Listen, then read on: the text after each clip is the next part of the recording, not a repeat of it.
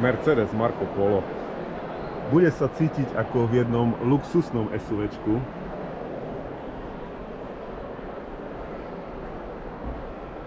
Ten kokpit a sedenie je úplne nízke ako v nejakej, ja neviem, nejakej X5 alebo v nejakom GLS alebo niečom takom.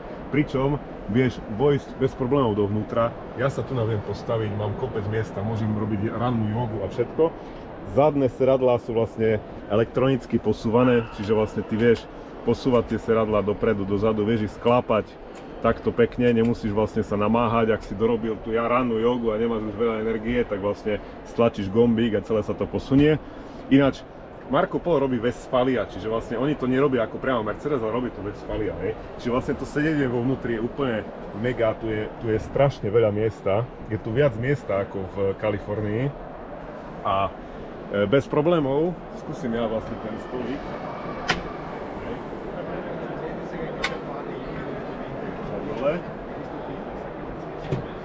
Hej, a vlastne ty bez problémov vieš tu si dáme tomu sadnúť, hej, pripravovať nejaké jedlo, napríklad niečo variť, hej, tu máš chladničku, hej, všetko je úplne geniálne masívne, ako nevieš si to predstaviť, aký je to dobrý pocit si siahnuť vlastne na ten materiál, ako si siahnuť na tú chladničku, ktorú na 100% neodpadne, hej, čo naozaj nemôžeš povedať pri karavánoch ako tie lacnejšie značky, ktoré sú, lebo toto nie je lacný karaván, tento bude stáť, ja neviem, možno nejakých 80-90 tisíc toto auto, hej, neviem, teraz pozrieť cenovku, hej, ale je to úplne geniálne, koľko miesta tu mám, ako sa viem postaviť, ako sa tu viem variť, hej, a stále je to auto, ktoré mne vôjde do garáže a ktorým pôjdeš do, ja neviem, hodzde na výlet, pôjdeš s tým 200 na diaľnici, je to normálne auto, hej, čiže opäť, vieš si tu nasadnúť, niečo variť, do toho sa dá prejsť. Tieto stoličky sú vlastne tiež otočné, ktoré keď si otočíš, tak vlastne vedia si 4 ľudia normálne bez problémov sadnúť a vlastne navariť, hej.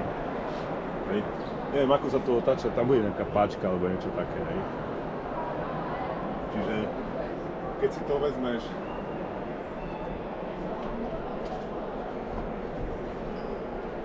horná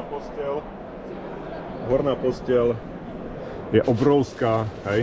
Je toto taká vlastne hrubšia plachta, hej. Tu sú sieťky proti komárom, hrubšia plachta, ktorá nevyzerá, že by premokla, lebo vlastne z vonkajšej strany vyzerá byť taká pogumovaná. Neviem, či to bude vidno, hej, na tom videu. A čiže určite to,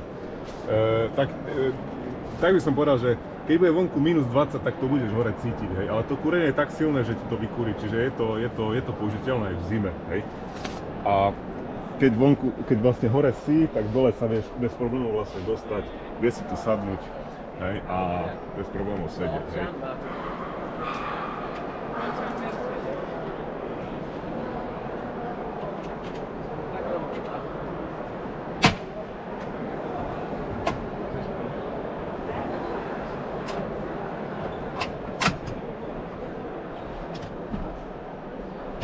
Je to ešte niekde svetlo dole?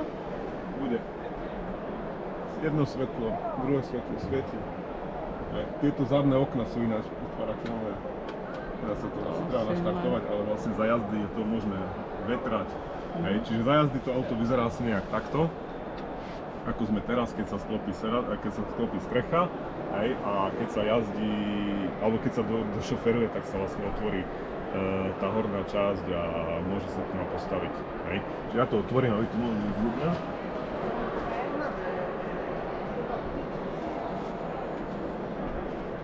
Ešte ukážeme tie skrinky. Dolný šuflík. Aha, tu sa posúva. Posuvné, toto je vyťahovacie. Ináč predošlá verzia to nemala posuvné. Hej, toto tu nemala.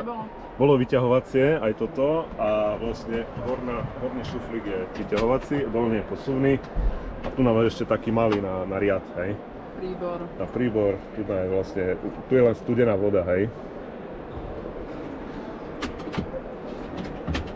Čiže naozaj je tu mega veľa miesta, ako na to, že to je maličké auto, je tu strašne veľa miesta, úplne bez problémov tu stojím, dvaja ľudia to vedia stať.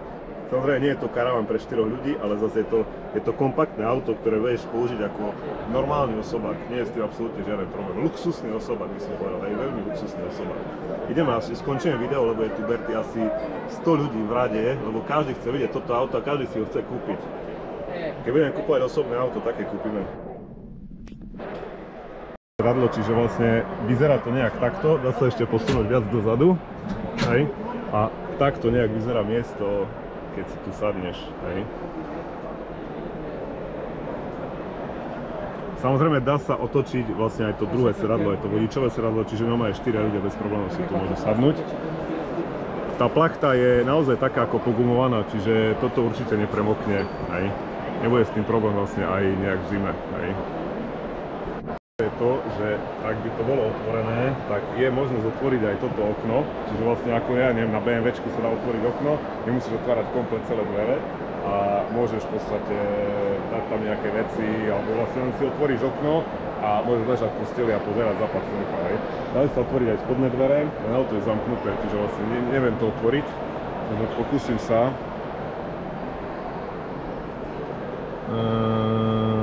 Asi nie. Asi musím tam dať kľúčik, hej, ale ako čo sa týka sedenia, čo sa týka komfortu, je to naozaj veľký luxus, hej.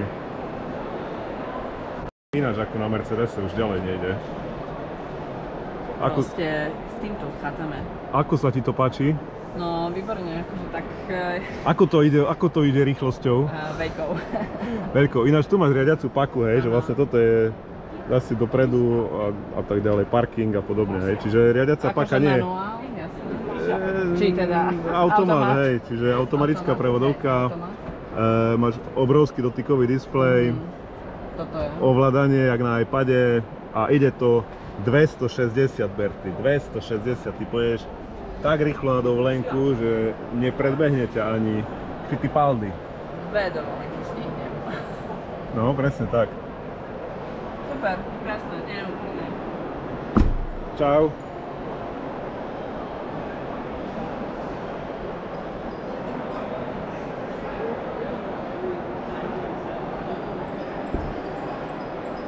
Základná cena je 70 000 s daňou a cena tohto modelu, čo má všetko možné, je takmer 100 000, hej.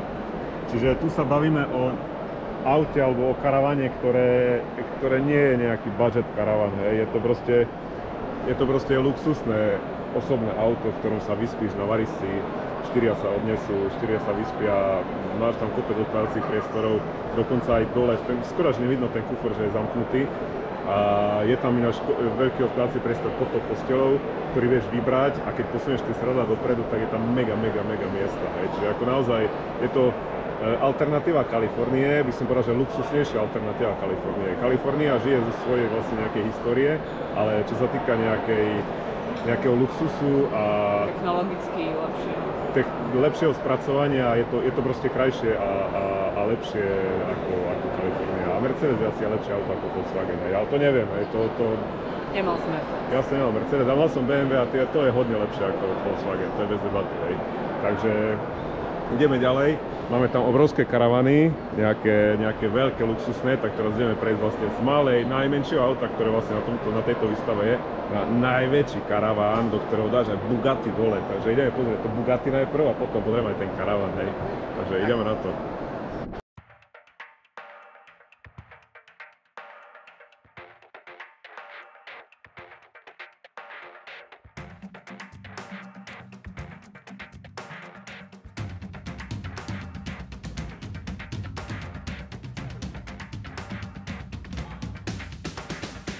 You really should be a member. We got a good thing going on. Stand over there and take a number. We're gonna see if you belong.